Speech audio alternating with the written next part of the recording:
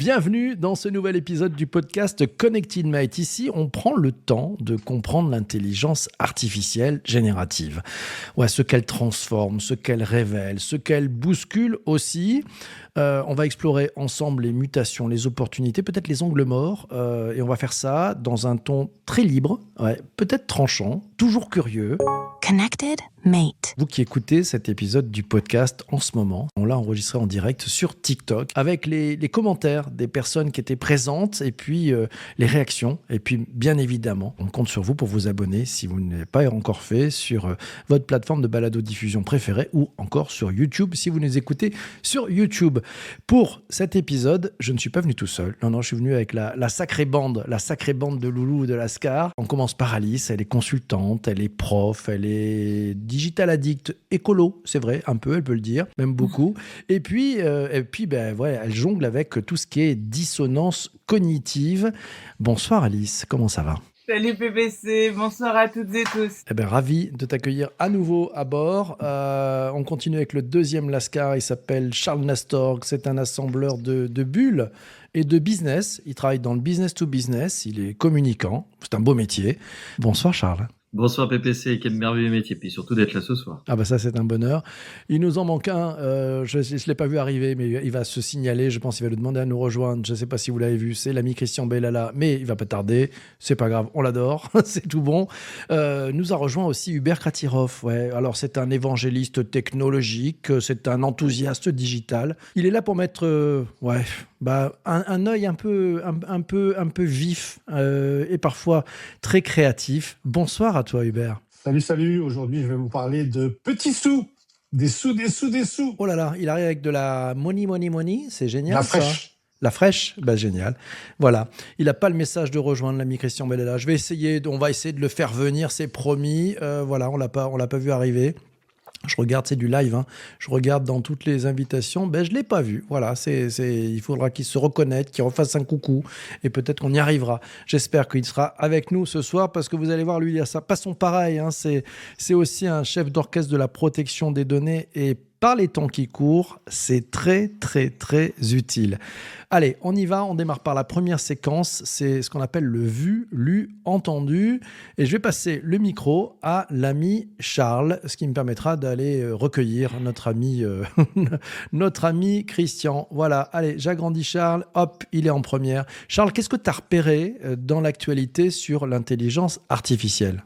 Il y a trois grands chiffres que j'ai repérés là récemment. Il y a Nvidia qui a une valorisation aujourd'hui boursière de 5 000 milliards de dollars. C'est une première, c'est la première entreprise à l'avoir fait. Il faut savoir que ces 5 000 milliards ne sont pas arrivés de nulle part. Ils avaient déjà réussi à atteindre la valorisation en juillet de 4 000 milliards. Et on se le disait avec Alice, c'est impressionnant entre juillet et maintenant d'avoir réussi à faire une augmentation encore de 1 000 milliards. Il pèse à peu près 8%, je crois, de la valorisation boursière au niveau du Nasdaq, c'est démesuré. Ensuite, il y a une autre valorisation intéressante. Il y a OpenAI qui espère son introduction en bourse, puisqu'elle n'est plus une association purement, et être à 1 000 milliards de dollars. Voilà, donc ça commence à devenir un nouveau club là qui sont en train de se mettre entre eux.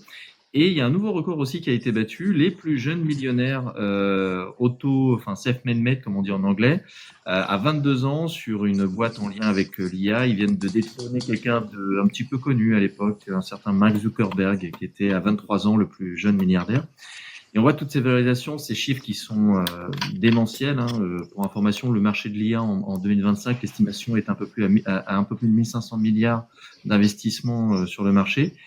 Et à côté de ça, il y a une stat que j'ai mis en perspective par rapport à une autre stat, c'est 95% des projets en IA échouent en entreprise. Et malgré ça, on voit des valorisations qui sont exceptionnelles. Alors, je sais pas pour toi, PPC, mais ça me fait un peu sourire parce qu'on ne peut pas tout de suite corréler, mais pour l'instant, il y a un tout petit club qui en profite bien de toutes ces expérimentations, mais pas la majorité. On en reparlera tout à l'heure. Il y a un entre-soi en fait dans la vallée. On va voir, ils ont monté un écosystème incroyable. C'est le niveau du dessus par rapport à ce qu'on avait pu connaître dans les années précédentes, mais ça fera l'objet, je pense, d'un débat. Nous a rejoint, parce qu'il est très très fort. C'est un voltigeur. Christian Bellala, le Chief Data Protection Officer de cette émission. Il est avec nous. Salut à toi Christian. Qu'est-ce que tu as repéré dans l'actualité ? Bonjour à tous et à toutes. Et oui, j'ai réussi à venir quand même. Écoute, des choses intéressantes. On en avait parlé sur une émission précédente. C'était le nom de code, c'était Chat Control. Donc un petit rappel vite fait, hein, c'était du coup un projet depuis 2022 quand même qui traîne, hein, ce projet. Donc du coup il y avait une bienveillance au début, une bonne idée en tout cas, hein. C'était quoi, comme souvent en fait dès qu'on essaie de faire du contrôle, il y a toujours une bonne justification derrière. Donc là c'était un peu de la surveillance, mais y compris, donc je vais pas vous apprendre à les messageries privées, hein. Donc il y a WhatsApp, il y a Signal, il y a Telegram, donc tout ça, ça vous parle un petit peu, hein. Donc c'est des messageries chiffrées. Et donc c'était un projet de loi donc du gouvernement en Europe, et du coup, donc c'était européen, pas que français, c'était européen, et donc du coup, c'était de permettre, du coup, d'intercepter les messages avant chiffrement, donc directement sur les serveurs, donc avec les opérateurs, pour avoir les contenus, donc du coup, ce qui était visé, hein, c'était essentiellement la pédocriminalité, et puis aussi, donc, le terrorisme, donc voilà, c'était une bonne intention à l'origine, mais du coup, il y avait un pouvoir qui était donné un petit peu trop haut, je dirais, On un a petit des peu cadeaux. trop allégé. Donc même la CNIL, hein, s'en inquiétait. Donc beaucoup d'utilisateurs. Donc ça a duré 2 ans. La France était pour. L'Allemagne a été contre. Donc voilà. Donc chaque pays avait des réticences. Et là c'est tombé du coup il y a pas longtemps. Donc du coup le projet pour l'instant est abandonné, suspendu. Faut que je vérifie les termes, hein, parce que du coup c'est pas pareil. Il y a des petites variantes. Donc mais en tout cas voilà. Donc ça soulage quand même. En tout cas même s'il est que suspendu, ça va être revu dans tous les cas, parce que je pense qu'il y aura une autre version qui va revenir. Hein, faut pas se leurrer. Donc voilà. Donc l'inquiétude forte, c'était vraiment la surveillance de masse, en fait, sachant que c'est quand même une arme politique, et donc si on change de gouvernement, donc on ne sait jamais. Ce qui peut arriver, on a l'exemple avec d'autres pays. Ah ben voilà, Et puis, ce que j'aimerais tu nous ouvres des champs incroyables pour cette Et conversation oui, qu'on va aller avoir après. écoute, C'est génial. Allez, je vais passer, et merci pour ça, Christian, je vais passer le micro à Jean-Emmanuel Serré, notre Chief Design Officer. Il est à bord, lui aussi. Alors, le designer, il en pense quoi? Qu'est-ce qu'il a repéré? Écoute, le designer, il a repéré un robot, un petit robot qui s'appelle Neo, qui est intéressant parce qu'en fait, il va nous faire revenir 2 ans en arrière, en fait. Et donc, c'est un petit robot qui est censé nous aider dans les usages. Alors, il est pas très grand, il fait 1m68, je crois, 20 ou 30 kilos. Il peut en soulever 20 aussi. Il a 4 heures d'autonomie. Mais si tu veux, le problème, c'est que il fait pas tout seul. C'est-à-dire qu'il y a des phases où, en fait, tu vas inviter, toi, des gens chez toi parce que il y a des trucs qu'il va pas pouvoir expliquer, des choses qu'il va pas pouvoir faire. Donc, il y a un humain qui va prendre la main derrière. Et je trouve qu'on en revient un petit peu à ce qui s'était passé en 2023, où on s'était rendu compte que justement, il y avait des gens qui faisaient des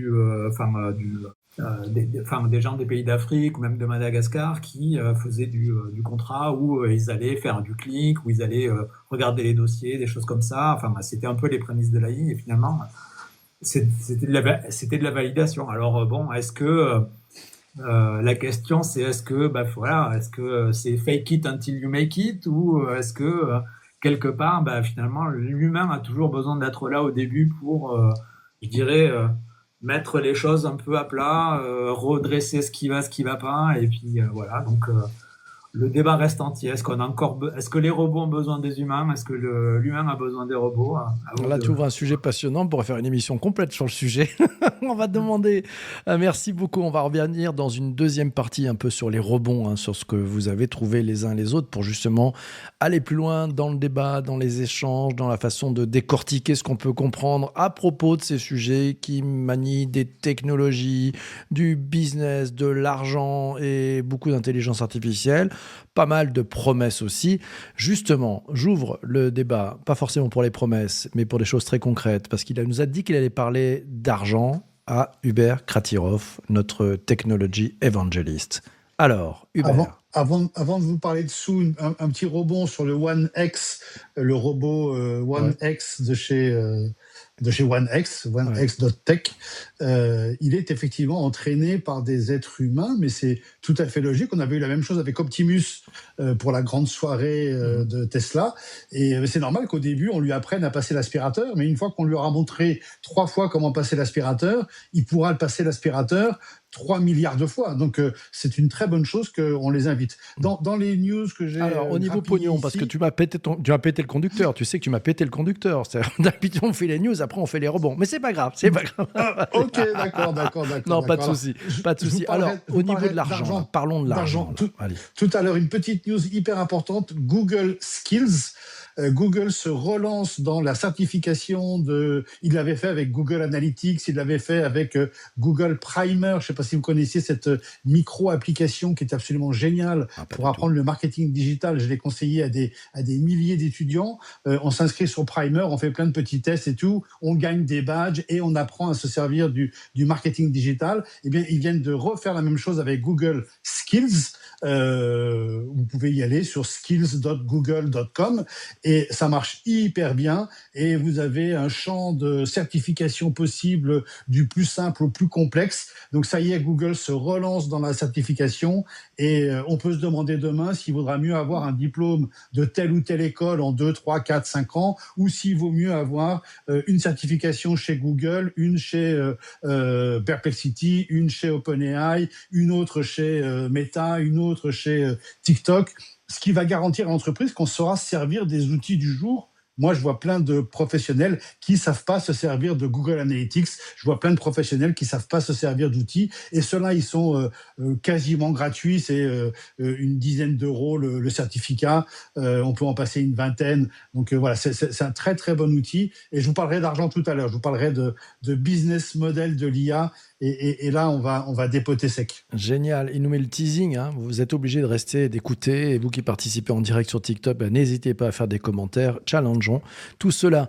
Tiens, moi, de mon côté, j'ai repéré un sujet aussi. On pourra en parler en conversation. C'est OpenAI qui va autoriser les contenus pour adultes sur ChatGPT à partir du mois de décembre. Hein.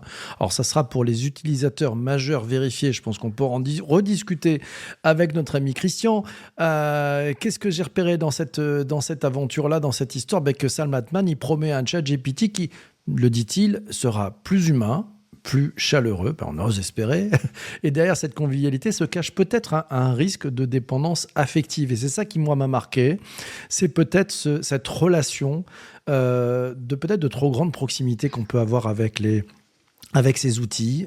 Certains se confessent, certains en font leur compagnon du quotidien, ne jurent plus que parce que ChatGPT répond. On avait vu auparavant des sujets avec Replica, Character AI. On a vu déjà des utilisateurs qui sont tombés amoureux de leur chatbot.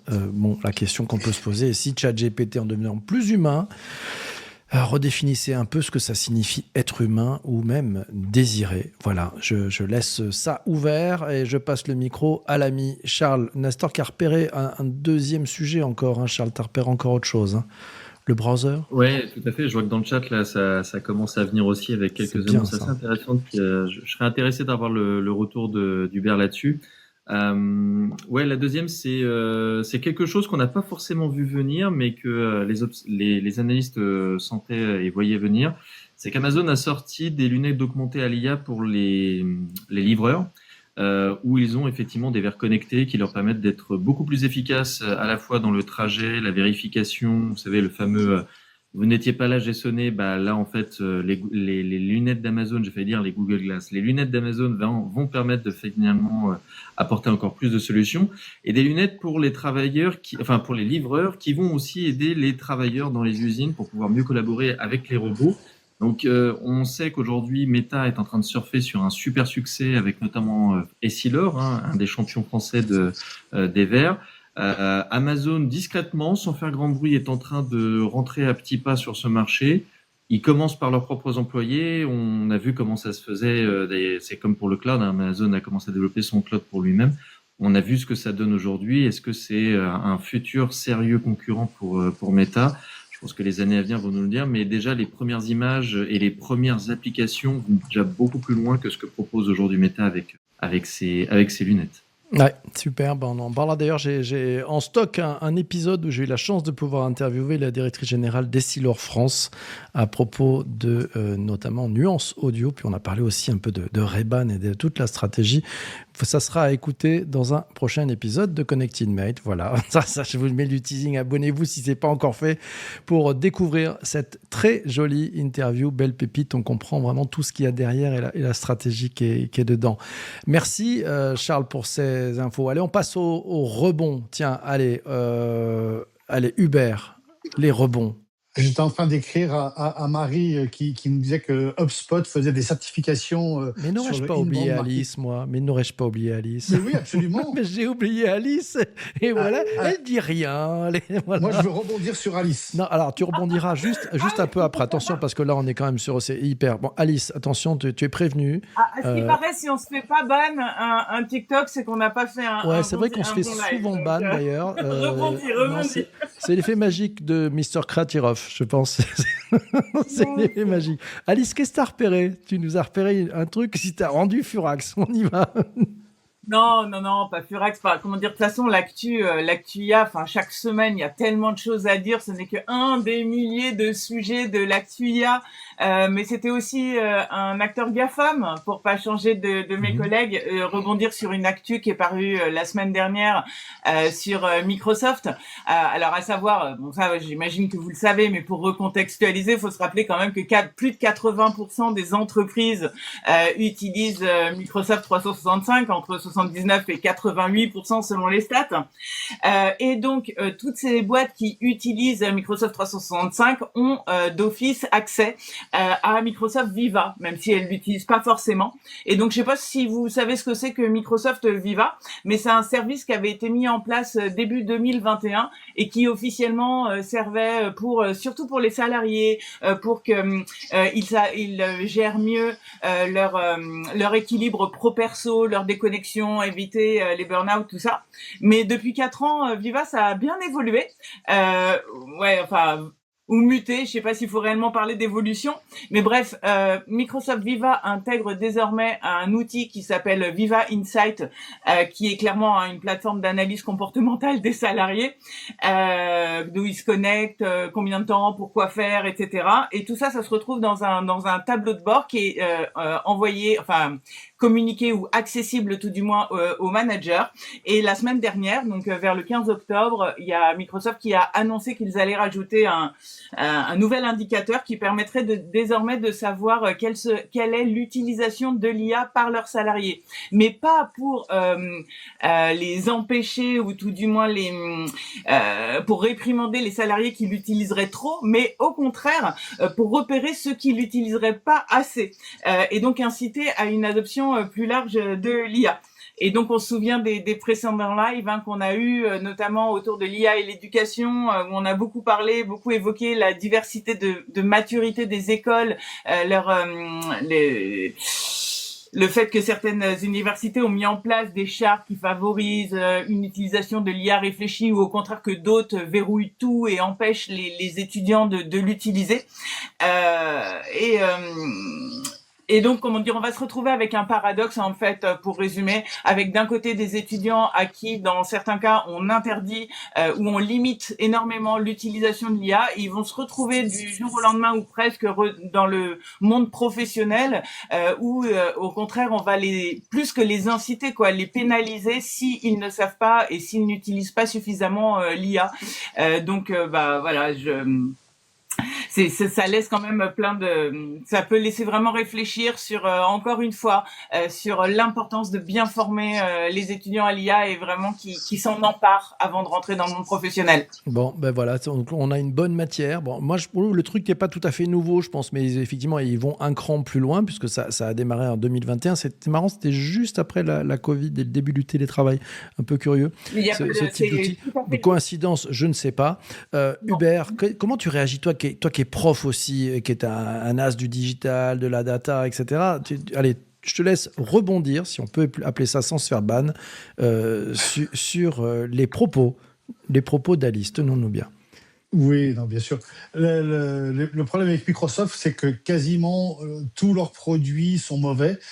sauf Power BI et Visual Studio Code, qui sont deux outils quasiment gratuits. Ceux-là sont géniaux, mais il est clair que Word est remplacé par Notion, que Excel est remplacé par Airtable, que PowerPoint est remplacé par Canva. Demandez à un jeune embauché de faire une presse sur PowerPoint, ça va lui casser les pieds. Il va la faire sur Canva et après il va la traduire sur PowerPoint et on lui interdit de le faire sur Canva. Donc c'est encore du shadow. Là, c'est pas du shadow IA, c'est du shadow IT. Ils font tout sur Canva et après ils traduisent. Donc les produits Microsoft sont vraiment très très mauvais. En revanche, Microsoft est très très très intelligent pour avoir misé sur le cloud avec Satya Nadella il y a une dizaine d'années et pour avoir fait le move sur OpenAI il y a quelques temps. Ils viennent d'en faire un deuxième tout à l'heure, vous l'avez dit, et ça permet de libérer OpenAI et de s'introduire en bourse. Puisqu'on parle de bourse, on parle d'argent. Valorisation d'OpenAI, quasiment 1000 milliards, 1 trillion ou 1 billion, je sais pas comment il faut dire en français, en anglais. Enfin, en tout cas. On fait un concours dans les commentaires là. Mettez le nombre de zéros qui sont derrière ces chiffres histoire de voir si on se trompe. 10 puissance 12 C'est pour terrible. être précis, 10 puissance 12. Et pour une boîte qui ne fait sur 2025, qui fera moins de 20 milliards d'euros de chiffre d'affaires. Alors 20 milliards d'euros de chiffre d'affaires, c'est génial, il y a aucun doute là-dessus, mais 20 milliards pour 1000 milliards de valorisation, il y a un ratio là qui est 1 fois 50, qui est un peu épais. Moi, la vraie question que je pose sur les IA, mais que ce soit chez Perplexity, même chez DeepSeek, allons chercher les Chinois, même chez Grok, allons chercher Elon Musk, tout ça.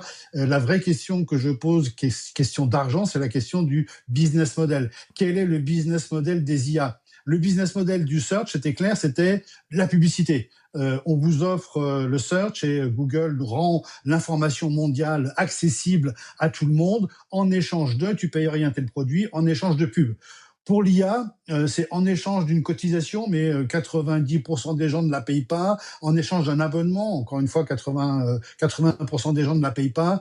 Donc le modèle économique de l'IA n'a pas encore été trouvé. Et ce qui est très très très gênant, c'est qu'aujourd'hui, le modèle économique de l'IA, il est ni dans les valorisations, ni dans la publicité, ni dans l'abonnement. Il est dans des participations croisées que les entreprises ont les unes dans les autres. Alors Nvidia, au milieu de tout ça, investit, alors j'ai plus les chiffres en tête parce que ça change tous les jours, mais on est à quasiment 1000 milliards, encore une fois on tombe sur 1000 milliards, c'est le chiffre du jour, sur 1000 milliards d'investissements croisés entre Broadcom qui a mis 100 ici, Amazon aujourd'hui qui conclut un accord à 38 milliards de dollars avec OpenAI pour utilisation de ces data centers et le fameux EC2 de Amazon qui est très connu. Bien sûr, qui est-ce qui investit encore? Intel a investi, Amazon a investi, SoftBank avec Monsieur Son investit encore des sous ici, et même le gouvernement américain investit des sous, et donc tout le monde investit dans tout le monde en échange de services qui seront à payer. Donc on est dans une espèce de bulle qui, si le premier acteur, et on dit c'est et c'est là qu'on va se faire ban, c'est quand la mer se retire qu'on voit ceux qui n'ont pas de caleçon. En maillot de bain, c'est ça. Voilà. Donc j'ai pas dit de mots. On a bien évité. T'as vu comme j'ai senti que t'essayais qu'on se fasse ban. T'as vu ce dérapage. T'as vu le dérapage. Ah, c'était trop beau. Et donc il suffit qu'il y en ait un qui dise moi je peux plus payer, ou moi j'arrête de faire de la participation croisée, ou moi je ne livrerai pas la prestation qu'on m'a achetée par avance. OpenAI doit acheter pour 250 milliards de dollars de Azure à OpenAI doit acheter 250 milliards de dollars de cloud à Azure Microsoft. Si demain OpenAI les achète pas, ouais, mais justement, c'est-à-dire qu'en fait, si tu veux, ils deviennent tous des acteurs un peu systémiques. S'il y en a un qui va dévisser, les autres vont devoir l'aider parce que sinon, ils tombent aussi. Tu sais, c'est un peu comme une cordée. Donc, en fait, ils sont tous sur la même cordée. ils s'aident les uns les autres, etc. Donc il y a une chasse et une place à prendre. Moi, ça me fait penser, mais enfin pas tout à fait ça, mais tu sais, on se moquait un peu d'Amazon pendant combien de temps ils ont commencé à faire des profits. Je dis pas de bêtises, je crois que c'était quelque chose comme 2014. 2005, non, les profits, là, ils ont commencé à être profitables avec Amazon Web Services. C'était, je crois, en 2013-2014, quelque chose comme ça. Pour une boîte qui est née quand même en 96, c'est ça, Amazon, même avant, ça. peut-être un petit peu avant. Donc ça a pris le temps, mais tout le monde n'y croyait pas. Mais qu'est-ce qu'il fait ce mec, Jeff Bezos, il remet des ronds, ça rend pas. En fait, il a acheté de la part de marché. Est-ce qu'ils sont pas en train de faire la même chose? Je sais pas. Charles, je te vois opiner du chef. On est passé pas loin du ban. Qu'est-ce que tu en penses? Première chose qui est intéressante, c'est qu'on voit que ce sont des entreprises américaines qui achètent des parts dans des concurrents, ou alors ils sont tous concurrents à un moment donné, mais pas sur toutes les mêmes solutions et sur toutes les mêmes technologies, donc c'est intéressant. Voire même, on se dit parfois, vu l'argent qui est dépensé pour pouvoir acheter des parts, on se demande si dans les levées de fonds, il n'y a pas des conditions de attends, si tu me donnes tant d'argent, je vais aller investir de temps chez l'autre à côté. Donc il y a ce point-là, mais donc ça reste dans un circuit assez fermé, presque incestueux au niveau des entreprises, des grosses entreprises américaines. Donc c'est un flux c'est une économie qui est en train de se mettre en parallèle là-dessus. Il y a un commentaire de Marie qui était intéressant, c'est qu'on se rend compte que Nvidia, contrairement à Apple, là vient de se détacher, et pourtant je pense que c'est peut-être l'une des... Alors je le dis là spontanément, mais je pense pas me souvenir qu'une entreprise qui est clairement dans du B2B ait gagné autant d'argent en valorisation boursière et se détacher à tel point. Moi, je vois Apple, on voit les résultats d'Apple. Apple, aujourd'hui encore, c'est de la vente d'iPhone qui lui permet d'avoir des très bons résultats. Pas qu'il y a du service qui est en train de monter, mais majoritairement, c'est ça. Et aujourd'hui, Nvidia, ils vendent des ils vendent des puces, à d'autres entreprises. Donc, c'est intéressant de voir que là, le B2B est en train, sur ce sujet-là, est en train d'aller un peu plus loin.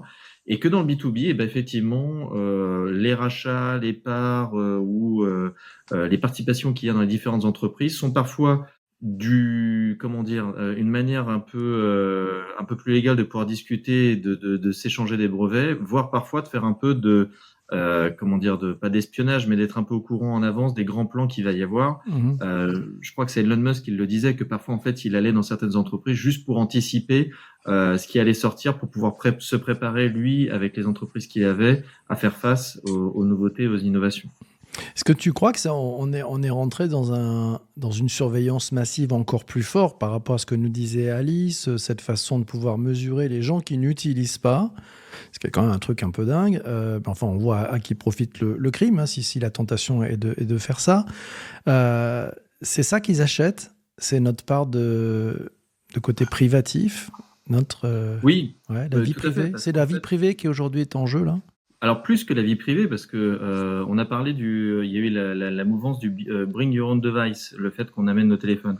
Avant, c'était l'ordinateur qui était l'outil de travail. Aujourd'hui, le téléphone est connecté avec l'ordinateur et le téléphone nous suit partout. Et aujourd'hui, Christian en parlait sur l'analyse du chat, on est à 90% sur que des plateformes américaines et qui peuvent analyser ces données. Maintenant, on va pas se le cacher, une TPE aujourd'hui, savoir ce que font ses salariés ou ses commerciaux, si elle a le temps et les moyens, je sais pas ce que ça va trop lui apporter, alors qu'une discussion à la machine à café, elle en saura peut-être un peu plus. Sur les grosses entreprises qui sont en lien, là je vais faire un petit peu de géopolitique, mais qui sont en lien avec des organismes qui ont des grands pouvoirs d'influence et financiers, c'est tout de suite intéressant de savoir si l'account manager qui s'occupe du ministère de la Défense d'un pays est en train de discuter avec des décideurs et moi d'avoir accès à cette information.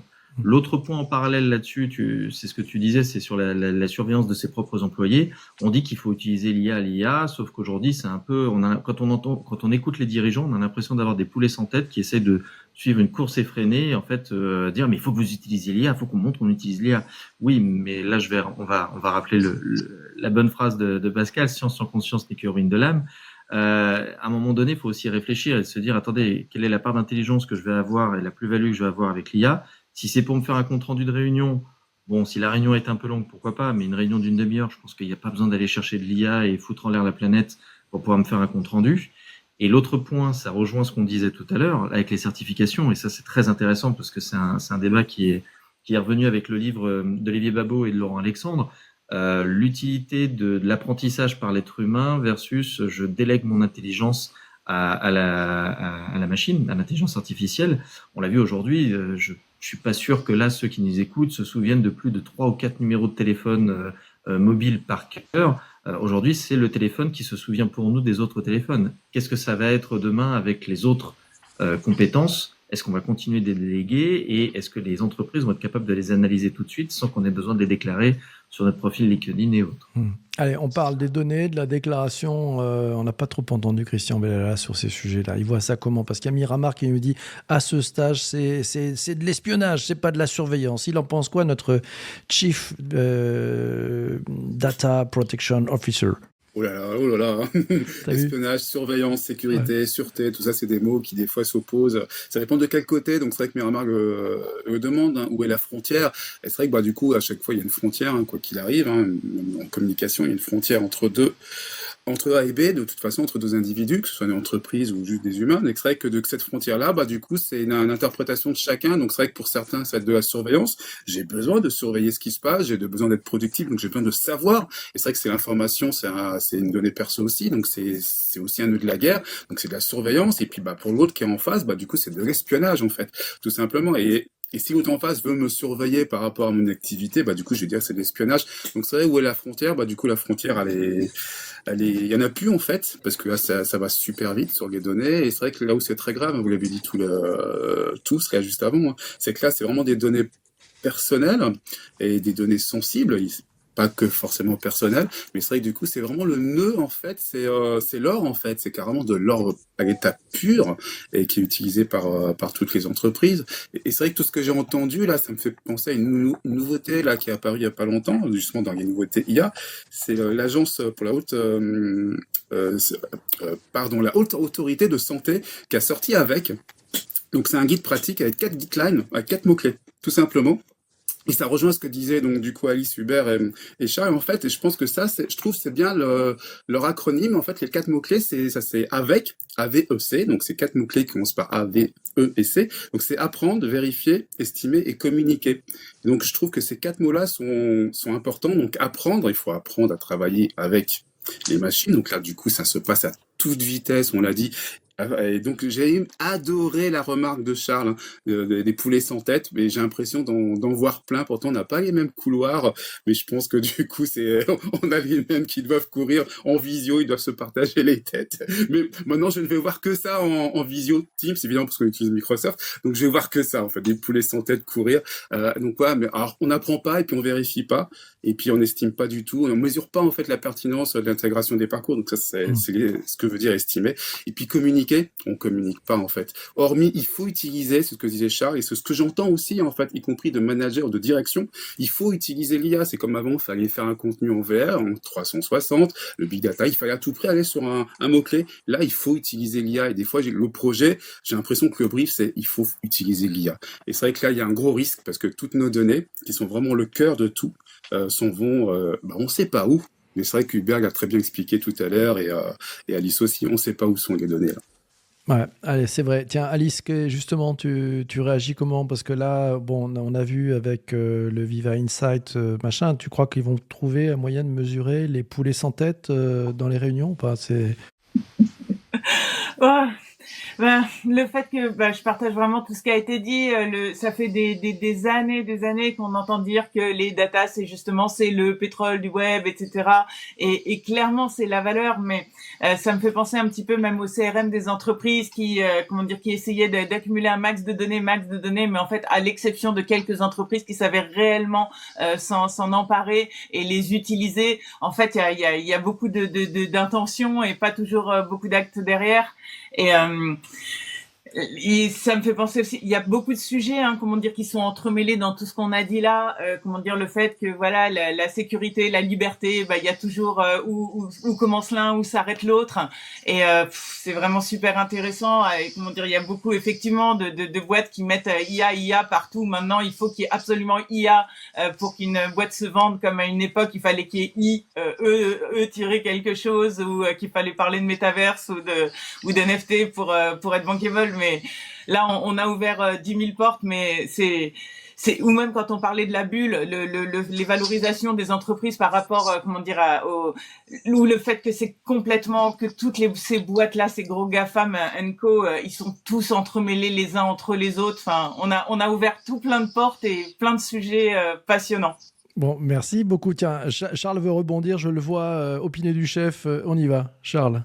Oui, juste rapidement pour rebondir sur un point qui est assez paradoxal, c'est que les entreprises souhaitent que les employés utilisent énormément l'IA et on voit par exemple Amazon espère pouvoir économiser à peu près 160, l'équivalent de 600 000 postes, à savoir 150 000 recrutements par an en utilisant l'IA et en faisant en automatisant pas mal de tâches. Donc c'est un peu le paradoxal, c'est qu'on nous demande de nourrir une machine qui va peut-être nous remplacer par la suite. Donc c'est assez étrange. Je ne dis pas bien sûr tous les postes, mais les perspectives là, en ce moment, c'est ce qui se disait dans le chat. Je crois qu'il y a Marie et je ne sais plus qui d'autre en parlait. C'est que la tendance est plutôt à licencier et automatiser. Peut-être à tort, on verra après avec le temps, mais c'est vrai qu'à force de nourrir une machine qui va nous remplacer, ça donne pas trop envie d'aller trop sur l'IA en ce moment. Ouais, enfin sur les licenciements, est-ce que l'IA a pas bon dos Je sais pas, Hubert, tu vois ça comment toi? Mais moi, j'ai toujours le même sentiment sur travail et IA. Il faut distinguer les tâches, des projets, des emplois. L'IA aujourd'hui, elle sait très bien faire des tâches. Elle ne sait pas encore gérer des projets. On a besoin de l'homme pour l'aider à gérer des projets. Quant à des emplois, on est loin de voir l'IA remplacer des emplois entiers. Donc pour l'instant, elle fait très bien les tâches. Demain, elle fera peut-être bien les projets et je pense qu'elle fera jamais le remplacement des emplois. Mais ça n'empêche pas d'en parler, ça n'empêche pas de voir le côté positif. Et pour moi, le côté positif de l'IA dans cette recherche d'emploi, dans cette recherche d'activité, c'est que l'IA est un formidable, et il y a eu le prix Nobel à Guion qui parle d'innovation, l'IA c'est un formidable catalyseur d'innovation. C'est-à-dire qu'une entreprise qui innovait à 20 à l'heure, pour donner un chiffre comme ça au hasard, depuis des années, avec l'IA, elle peut passer à 70, 80, 100 à l'heure à structure égale en utilisant l'IA. Et en innovant plus, l'entreprise, et en utilisant mieux l'IA et en utilisant mieux les cerveaux qu'elle a à disposition, les cerveaux humains qui seront assistés par l'IA, elle va pouvoir innover plus vite et elle va pouvoir atteindre des milestones, atteindre des frontières qu'elle n'avait pas envisagé auparavant et qu'elle n'aurait pas atteint sans l'IA. Et puis quand on aura le quantique, je ne sais pas quand, mais quand on aura le quantique nous permettra d'atteindre de nouvelles choses. Je suis technosolutionniste, c'est vrai, vous pouvez me le reprocher, mais c'est une position que j'ai depuis longtemps. Et le quantique nous permettra d'atteindre encore de l'innovation. Donc et comme dit Aguillon, j'ai oublié son prénom, Jean-Paul, je crois. Non, c'est pas Jean-Paul, je sais plus. Ça, c'était L'Oréal. C'était Jean-Paul Agon. C'est ça, Agon. Jean-Paul Agon, c'est L'Oréal. Ouais. Non, Philippe Aguillon, peu importe. Qui parle d'innovation, il a eu le prix Nobel pour ça. Mais effectivement, cette vision schumpeterienne de plus d'innovation va entraîner plus d'offres de produits qui va drainer la demande parce que les offres seront irrésistibles. Et ben ça va effectivement empêcher les boîtes de supprimer des postes. Je voulais juste faire un point sur les bulles. J'ai parlé de la bulle, la bulle financière. Bon, celle-là, elle m'inquiète un petit peu, mais on a déjà vécu une bulle en 2000. On a vécu une bulle en 2008. Alors, ce qui est bien dans les bulles, c'est que ça rebat les cartes. C'est-à-dire que ce qui était impossible auparavant, tout d'un coup, grâce à une bulle, devient possible. Il était impossible à une boîte de cosmétiques de concurrencer L'Oréal. Avec le web, avec le marketing digital, avec le SEO, n'importe quelle boîte se créant, on a eu des Respire, on a eu des dizaines de boîtes, et Aromazone, que j'aime beaucoup, et des SVR. Toutes les DNVB, toutes les DNVB qui ont pu arriver grâce au digital et qui ont pu concurrencer, alors pas 100% de L'Oréal, mais sur un segment 10, 15, 20% du business de L'Oréal. Aujourd'hui, avec l'IA, avant que la bulle éclate, la bulle financière éclate, mais je voudrais venir à une autre bulle et vous interroger sur cette autre bulle qui m'inquiète beaucoup plus que la bulle financière. Avant cette bulle financière, avant qu'elle n'explose, il y a possibilité pour des boîtes de concurrencer d'énormes mastodontes en ayant 10 fois moins de moyens et en ayant 10 fois moins de salariés. Mais cette bulle financière, moi, ce qui m'inquiète plus, c'est que si on la lit et si on la suit à la lettre, elle nous mène à une autre bulle qui est une bulle physique. une bulle du monde physique, du tonnage de cuivre que l'on peut extraire de la Terre, du tonnage de l'électricité disponible, tout simplement disponible aujourd'hui. On peut pas l'inventer, faire une centrale nucléaire, même un small modular reactor, un tout petit réacteur nucléaire. Ça prend 5-6 ans. L'énergie, on ne l'a pas là. Elle n'est pas disponible là, même si Macron a dit plug, baby plug, parce qu'on avait du nucléaire. Alors on exporte un peu de nucléaire. Il faut se poser la question, est-ce qu'il vaut mieux exporter de l'énergie nucléaire en Allemagne, en Italie, à, je sais pas combien, 20 centimes ou 10 centimes le kilowatt, ou est-ce qu'il vaut mieux exporter des modèles d'IA à 1000, 2000, 3000 euros la seconde? Je pense qu'il vaut mieux exporter de l'IA que de l'électricité. Mais ça, c'est un autre point de vue. Mais donc, si on suit les plans de Nvidia, de OpenAI, de TSMC, de toutes les boîtes qui prétendent qu'ils vont ouvrir des data centers, et d'ailleurs, on parle jamais des entreprises data centers, il y en a deux qui sont extrêmement connues, qui sont Digital Realty et Equinix. Eux, c'est les deux gros data centers du monde, hein. C'est eux qui ont les plus gros avec les hyperscalers. On parle jamais d'eux, mais pourtant ils font partie de l'équation, et on atteint des limites physiques. Et on est sur une bulle physique, on n'aura pas assez d'énergie, pas assez de cuivre, pas assez de lithium. Je connais pas assez de détails pour vous dire tous les métaux rares dont on va manquer. On n'aura pas assez de tout ça. Et cette bulle physique, elle m'inquiète beaucoup plus que la bulle financière. On a vécu 2000, on a vécu 2008, on s'en remettra et ça redistribuera les cartes et ce sera parfait. Mais sûrement que Alice ou Christian ont des avis sur cette bulle physique. On a atteint les physiques du monde. Ouais, bah tiens, justement, je vais plutôt passer le micro à Jean-Emmanuel, qu'on n'a pas trop entendu, et je le sais qu'il va rebondir comme il sait très très bien le faire. Jean-Emmanuel. Alors, il y a beaucoup de rebonds possibles avec tout ce que vient de dire Hubert, parce que il est prolifique, hein, le bougre, c'est génial. Ce que je trouve intéressant comme spéculation, c'est la spéculation, mais non pas sur les employés, mais sur la masse salariale que représentent les employés. Donc il y a Amazon qui a dit voilà, on va virer des employés. Mais en fait, c'est pas virer des employés parce qu'on en a pas besoin, c'est on vire des employés parce que ça représente une masse salariale qui permet d'investir.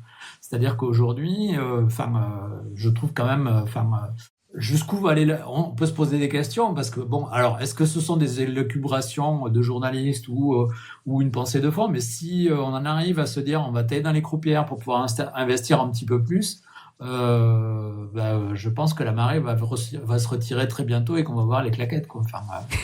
Après le maillot de bain, c'est les mecs se baignent en claquettes. Moi, je pense, alors c'est marrant parce que tu vois, je pense qu'il faudrait mettre le pognon sur les humains, c'est-à-dire justement mettre plutôt sur profiter de l'IA pour remettre de la proximité, réinvestir sur la relation client, réinvestir sur ce qui fait le truc. On peut faire tous les process de la Terre, on peut améliorer sans arrêt la machine. Le vrai sujet, c'est les clients. Qu'est-ce qu'on leur ramène ? Et de ça, on peut faire du business. Mais visser, dévisser dans tous les sens, etc., c'est super, c'est du Lego. Mais le vrai sujet, à mon sens, c'est comment on crée de la valeur. Enlever des coûts, c'est pas très compliqué, ça prend 2 ans. Créer de la valeur, ça prend 7 ans. Donc, OK, le mec qui reste 2 ans à la tête d'une boîte, il va plutôt choisir la version 2 ans parce que le reste, il n'en a pas grand-chose à faire. Mais le gars dont c'est l'entreprise, là, lui, il va vouloir pousser un peu plus loin. Et je pense que le sujet, c'est comment on profite, et c'est toujours le truc à contre-courant, là où effectivement ils enlèvent des emplois, etc. Peut-être alors je sais pas, c'est le prétexte de l'IA ou c'est parce que ça fait partie du sujet de nettoyer et de revisiter et de refaire le module à chaque fois, parce que ça permet aussi aux boîtes d'avancer, hein, c'est-à-dire que ça leur évite de s'endormir. Au contraire, moi je dis, est-ce qu'il ne faut pas investir sur le point de vente physique ? Là, à l'ère où le SEO est en train de changer avec le GEO, etc., si on mettait de l'argent dans les points de vente physiques, voilà, je ne sais pas ce que tu en penses, le designer, est-ce que tu fonces là-dessus ? Puis après, on posera la question aussi à notre amie Alice. Ce qui est intéressant là-dessus, c'est qu'il y a aussi une redistribution des cartes du consommateur. C'est-à-dire que le consommateur s'empare si je suis content ou pas. Regarde ce qui se passe au niveau du BHV de Shine. Il y a beaucoup de gens qui disent moi je foutrai plus les plis au BHV ou je vais pas faire ci. Ouais. Là, mais là, je pense que le consommateur a beaucoup donné et je pense qu'il est en train de se rendre compte qu'il a encore des capacités de pouvoir qui ne sont pas des capacités de nuire pour l'entreprise. Mais justement, moi, je pense qu'il va pouvoir en demander plus. Si je lâche mes data, qu'est-ce que je peux avoir en plus ? Et donc, il va y avoir une sorte de contrat. Il peut y avoir un contrat social dans le fait où tu acceptes que des gens viennent chez toi pour que ton robot il aille mieux. Mais il y a aussi un contrat qui fait que ton robot il doit te rendre plus de services et t'apporter plus de choses en tant qu'humain. Et donc, peut-être que la conversation, elle ne sera pas forcément remplacée avec une IA ou quelque chose. Peut-être que justement, c'est redonner la main à l'humain pour avoir plus de conversations, plus d'échanges et plus un retour à une civilisation du parler. Bien vu, Alice. J'aimerais que ce soit le cas, qu'il y ait effectivement une prise de conscience des particuliers. Je suis pas complètement sûre de ça, même si effectivement ce serait à souhaiter. Après, comme l'a dit PPC, je suis aussi d'avis, et comme certainement vous tous ici, que plus on l'a déjà dit par le passé, plus on utilise de tech, plus faut qu'il y ait d'humains à côté, plus les entreprises elles devraient avoir des visions à long terme et miser justement autant sur l'humain, sur l'expérience, que justement il faut faire vivre quelque chose de très humain, de très expérientiel, justement pour compléter tout ça. Après, pour revenir sur ce qu'on disait, je pense que malheureusement, au-delà des directeurs qui vont être remplacés les uns après les autres, même les dirigeants d'entreprise se retrouvent des fois un peu bloqués dans des dynamiques où ils ont de grands besoins de financement, et que pour plaire aux actionnaires, c'est beaucoup plus rapide de dire qu'on va virer tout plein de salariés, et donc on va générer beaucoup plus de profits et ainsi pouvoir mieux rémunérer les actionnaires. Donc tout est pas noir ou blanc, quoi. Ok, pas noir ou blanc, ok. Allez, tiens, Hubert, petit rebond sur tout ça. Moi, sur tout ça, je continue sur mon allégorie de bulle qui éclate et qui restructure et qui rebat les cartes. Il y a 4 ans, Google et Apple étaient Dieu sur terre et jamais on pensait qu'on pourrait les remettre en cause. Aujourd'hui, à l'aune de l'IA, Apple est archi nul. Siri et Luc Julia sont enterrés depuis longtemps, ça marche pas. Ils s'associent un coup avec Perplexity, un coup avec Gemini, un coup à droite, un coup à gauche, ça fonctionne pas. Et Google, ils ont tous les outils, mais malheureusement, ils ont fait trop dans le search, et je pense que personne n'a envie. On n'a plus envie de Google pour faire de l'IA, on a envie de nouveau pour faire de l'IA. Et donc cette bulle. Google a toutes les compétences pour faire de l'IA. Gemini fonctionne très bien. Je m'en sers régulièrement, mais j'ai l'impression que ça prend pas auprès du public, que Gmail fonctionne 2 milliards d'adresses mail, ça fonctionne extrêmement bien, mais que les gens n'ont pas envie de plus de Google. Google a été un peu le diable. Ils vendent leur techno, hein. Regarde le nombre de modèles qui intègrent VO, tu vois, Oui, mais les gens n'achètent pas. Ah non, mais par contre, les autres achètent. Regarde, Adobe intègre des technologies de Google maintenant, tu vois. Donc ça aussi, c'est nouveau. C'est un accord entre Adobe et Google. Et ça va être un accord entre Apple et Google. Mais j'ai l'impression que le grand public, j'ai pas d'études pour ça, hein, mais j'ai l'impression que le grand public, Google, c'est Gmail, Google Maps, et on a mis trop de billes dans Google, et tout le monde sait qu'on s'est un peu googlisé. Et j'ai l'impression qu'ils sont devenus le diable et que les gens n'en veulent plus. Donc, juste pour faire la bulle qui éclate, Apple et Google étaient les monstres indépassables, et aujourd'hui, ils sont largement dépassés par des Nvidia que personne connaissait auparavant, sauf les gamers, dépassés par des OpenAI que personne connaissait il y a 4 ans, et encore une fois, cette bulle qui éclate permet à toute l'industrie de se replacer, et mon grand regret, c'est qu'on n'ait pas un Français, à part Mistral, qu'on n'ait pas un Français qui puisse venir se replacer là-dedans et venir à coup peut-être de milliards d'États, ça j'en sais rien, ou à coup de budget, de commandes d'États forcés. Je n'ai pas la solution, mais je déplore qu'il n'y ait pas un Français qui puisse venir rivaliser avec OpenAI, rivaliser et être le nouveau Google dans un autre domaine que Google, parce que Google aujourd'hui, c'est à mon sens, le public ne veut pas plus que Gmail, Maps et le search classique. Et pour l'IA, les gens ont envie d'autre chose. Je pense que la roue a tourné pour Google et elle tournera un jour pour Apple. Les gens en auront marre des iPhones, et peut-être moi le premier, qui suis un Apple fan, peut-être qu'on en aura marre des iPhones et qu'on ira vers une autre technologie. Ouais, mais Je quand on rêve aura du téléphone quand avec... on aura les Apple Glass, tu vois, les lunettes, machin, on sera tous comme ça, en train d'être très très heureux. On aura peut-être même plus nos oreillettes blanches, tu vois, dans les oreilles, tu vois, en disant finalement tout est dans la branche. Alors, oui. tiens, sur ces sujets, justement, des assets et autres, je vois Jean-Emmanuel qui lève la main. Il a un truc à nous dire. Gemini, ça fait 1 an que c'est sorti, c'est ça, hein, 650 millions d'utilisateurs. C'est pas mal comme progression. C'est pas mal, ouais. Et puis VO se vend pas mal. Hein. Ça devient un asset qui est pris dans les briques des uns des autres, tu vois. Donc ça, c'est plutôt pas mal. D'ailleurs, Jean-Emmanuel, je crois que tu avais repéré un truc avec Figma et Adobe, en plein Adobe Max. Tu avais repéré un truc, je crois, si je me trompe pas.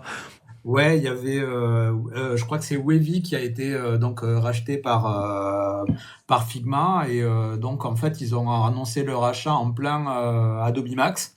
Donc c'est véritablement, enfin c'est à la fois une déclaration de guerre et puis c'est Figma qui va mettre les pieds dans tout ce qui est, dans tout ce qui est vidéo, visuel, alors que quand on est quand même beaucoup sur la production de pixel pusher pour de l'UX, quoi. Donc il y a une véritable, il y a une véritable envie de venir marcher sur les plateformes de Adobe parce qu'ils ont des produits.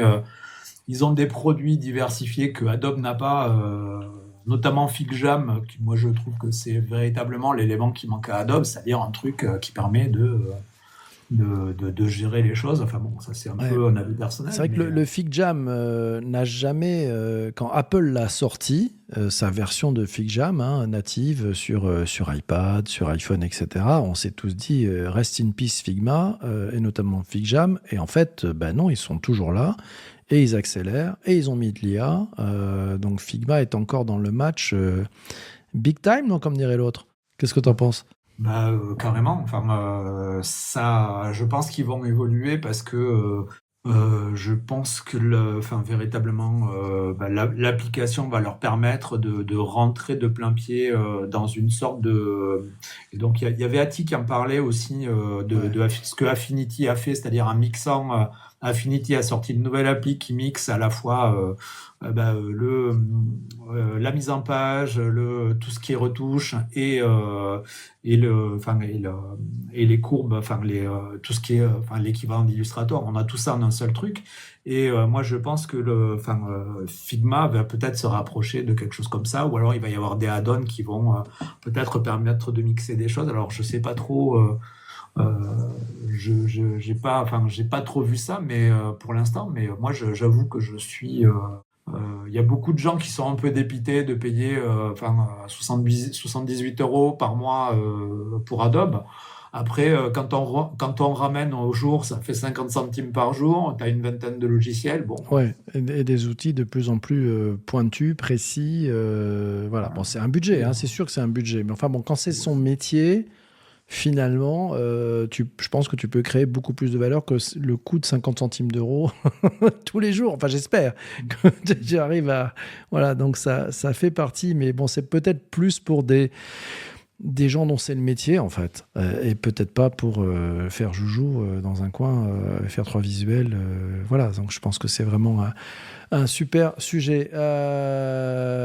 Voilà, donc non, j'ai un commentaire qui me demande si mes initiales, c'est par rapport au Parti progressiste communiste. Pas tout à fait. Merci Elena pour cette possibilité. On me l'avait jamais faite. C'est très sympa, mais autant prendre les commentaires en direct. Il se passe de tout sur TikTok. C'est pour ça qu'on aime ça aussi. Allez, tiens, on va passer peut-être sur un autre sujet. Moi, j'avais un petit coup de gueule. C'est Sam Altman. J'avais vu ça dans la presse qui avait dit qu'un emploi transformé par l'intelligence artificielle, c'était pas un vrai travail. Voilà. Alors ça m'a rendu un peu dingue parce que je me suis dit, c'est le genre de non-sens incroyable, facile la petite phrase. Mais on voit qu'il y a quand même beaucoup de métiers qui évoluent depuis toujours, que ce soit des trucs qui sont industrialisés, qui ont été mécaniques, l'informatisation aussi. Ça n'a pas invalidé le concept de travail. Un comptable qui utilise un logiciel, Il travaille. On peut pas dire il travaille plus vraiment. Non. Donc un assistant qui utilise ChatGPT dans ses tâches, il a un vrai boulot aussi. Donc je pense que c'est vraiment ce qui a été dit. Si c'est ça, hein, c'est une réduction qui me semble moi absurde. Parce que ça occulte la plus-value humaine, le jugement, l'adaptation, l'émotion, la relation. Et ça, je pense que c'est des valeurs qu'il faut qu'on développe tous, justement. Ne devenons pas feignants sur ces aspects-là. Déléguons à l'IA ce qu'on peut déléguer comme tâche ou on peut se le dire, certaines tâches, c'est nous qui sommes des robots aujourd'hui à les faire. On ne devrait pas les faire. Ça devrait être une IA. Par contre, le jugement, l'adaptation, l'émotion, la relation, le bon sens, ça, on peut le garder, je pense. Et ça, il faut foncer. Donc, à mon sens, il ne faut pas mélanger les deux trucs. Un métier, c'est un métier. Un cœur de métier, c'est un cœur de métier. Et par contre, les tâches, ce n'est pas forcément ce qui est constitutif du métier. Je ne sais pas ce que vous en pensez. Hubert, vous en pensez quoi de cette histoire ? Moi, je pense que l'être humain a vocation à être aidé par des outils. Ouais. Ça a été la vapeur, ça a été l'électricité, ça a été la charrue, ça a été l'animal. Et puis aujourd'hui, c'est l'IA. Donc voilà, on est aidé par l'IA, très bien. Il n'y a pas de quoi en faire. Il n'y a pas de quoi en faire quelque chose. Sauf que ceux qui l'utiliseront pas demain seront morts. J'aime bien le slogan. Il est un peu brutal. AI or die. Ouais. Voilà, ceux qui veulent pas l'utiliser, c'est comme si ils décidaient de s'éclairer à la bougie. C'est possible, c'est juste moins efficace, c'est juste plus polluant. Donc il faut utiliser l'électricité, il faut utiliser l'IA, c'est notre nouveau compagnon, notre nouvel outil. Il n'y a rien de mal à ça. C'est pas très contraignant. C'est un outil qui ferme sa gueule quand on lui demande de fermer sa gueule, qui nous aide quand on lui demande de nous aider. Donc voilà. Coucou Élise. Eh ben, regardez, on a Ati qui parle de web en pyjama qui nous a rejoint. C'est juste la folie. Coucou, bienvenue à toi. Et on l'a obligé à remettre son pyjama après le dîner. Merci Ati. Merci. Ouais, j'ai remis le pyjama. C'est adorable de venir de passer nous voir. Ça fait longtemps. On avait fait un live ensemble à Paris. C'était génial. Mais oui, voilà. Tu m'as mis un gros plan. Voilà. Donc tu parles de web en pyjama et tu parles d'IA en pyjama aussi ou pas ? Oui, même si effectivement ça fait quelques semaines que j'ai pas foutu grand chose, donc je suis pas forcément la mieux placée. Là, je vous écoute attentivement avec beaucoup de passion. Bon, ça te donne des envies de rebondir sur certains sujets qu'on a pu traiter. Tu gardes un petit peu de ton côté. Ouais, non, le dernier, typiquement, le coup de gueule que tu viens de passer, avec lequel je suis complètement d'accord. Il y a un moment donné, quand on est passé à des solutions automatisées informatiques ou semi-automatisées, on s'est pas dit tiens, les mecs, c'est plus des métiers, ce qu'ils font sert à rien, en fait on peut le faire juste avec le Minitel. Non, c'est que les métiers évoluent, ils ont toujours évolué via l'innovation et la technologie. Effectivement, aujourd'hui, on a des tâches que tu vas donner à l'IA, qui d'ailleurs n'est pas toujours bonne selon les tâches, des trucs très simples. Typiquement, moi je lui fournis un tableau avec des heures, avec des lignes par jour, avec des heures, elle a du mal à me calculer les heures. Tu vois, faire le calcul en durée. Elles sont pas très douées dès qu'il y a les chiffres, en fait, c'est curieux. Elles sont plus douées avec les mots qu'avec les chiffres. C'est un truc assez marrant. Ce qui est hyper étonnant pour des programmes informatiques, je trouve, c'est quand même très drôle. Mais ça a toujours évolué. Et de là à dire qu'aujourd'hui, les métiers qui peuvent être exercés avec l'IA ne sont plus des métiers, c'est n'importe quoi et c'est une régression totale. Et les personnes qui jugent ça comme réel sont les premiers qui risquent d'être en compétition avec les personnes qui utilisent l'IA, justement. Pas avec l'IA elle-même, mais avec les personnes qui en sont utilisatrices. Charles, un complément au propos d'Ati ? Par rapport ça va rejoindre ce que tu disais par rapport à Sam Altman. Ça me rappelle ce que disait Mira Murati, vous savez, qui ancienne CTO d'OpenAI, qui disait que en fait les jobs créatifs avec l'IA vont disparaître. Ils auraient même pas dû être là d'ailleurs à l'origine. Donc j'ai l'impression que c'est le même attaché de presse qui les a coachés. Je pense qu'ils ont oublié une chose importante, c'est que l'IA ne fait que générer, elle ne crée pas. Ce qui fait une grande différence, notamment face aux défis qui sont en train d'apparaître de plus en plus, à la fois sur l'adoption des usages de l'IA et comment demain l'IA va s'interconnecter avec les humains. Tu parlais des compagnons, c'est-à-dire que là on n'est plus à savoir comment est-ce que l'IA va venir de plus en plus avec nous. On est en train de se demander comment on va rendre l'IA humaine. Ça pose quand même pas mal de questions. Il va falloir avoir des esprits assez avertis et plutôt froids. Là-dessus. D'ailleurs, tout à l'heure, désolé, c'était pas Pascal, c'était Rabelais, Science sur conscience, l'écrivaine de l'âme. Mais l'autre aspect qui est intéressant sur le fait d'amener de l'IA, de se dire qu'effectivement l'IA ne va pas remplacer un job, parce que comme disait Hubert, l'IA remplace des des tâches, comme l'automatisation, déjà à une époque remplaçait certaines tâches. Il y a un moment donné, il y a des gens, leur métier, c'était de prendre des données d'un ordinateur pour pouvoir ensuite les mettre dans un autre ordinateur. Puis on a créé les connecteurs. Et puis après, derrière, l'automatisation, l'analyse, et puis on a commencé à harmoniser les langages. Et au fur et à mesure, il y a une amélioration pour pouvoir permettre au rôle de l'humain d'être celui qui va créer, réfléchir, penser, anticiper les choses. Le seul point où il y a un petit hic dans cette machine, c'est ce que je disais dans le chat, ce sont les IA agentiques, qui, elles, vont avoir cette capacité de pouvoir anticiper, de pouvoir faire des choses un petit peu plus complexes qu'une IA générative. Et on parlait du fait d'embaucher ou pas des gens. En fait, plutôt que de faire en sorte que, comme tu disais, Alice, que la masse salariale humaine soit le delta sur lequel les actionnaires vont se reposer pour pouvoir faire plus ou moins de bénéfices, peut-être que demain, la nouvelle masse salariale, et je mets des guillemets dessus, ce seront les IA agentiques, parce qu'une IA agentique, c'est une licence. Tu peux la prendre ou pas la prendre, l'enlever, tu vois, un peu à the service. Et ça pourrait être demain très intéressant de voir comment des êtres humains vont devoir travailler avec des collègues qui seront des IA agentiques. Et est-ce qu'ils sauront si le collègue est un vrai être humain ou une IA agentique? Waouh, ça nous ouvre un champ terrible. Alice, tu voulais nous parler d'un truc qui s'appelle le work slope. What is it? Ouais, c'était sans rapport avec le dernier sujet sur l'agentique, mais sur ce qu'on disait juste avant, sur le fait que l'IA maîtrisait bien les mots.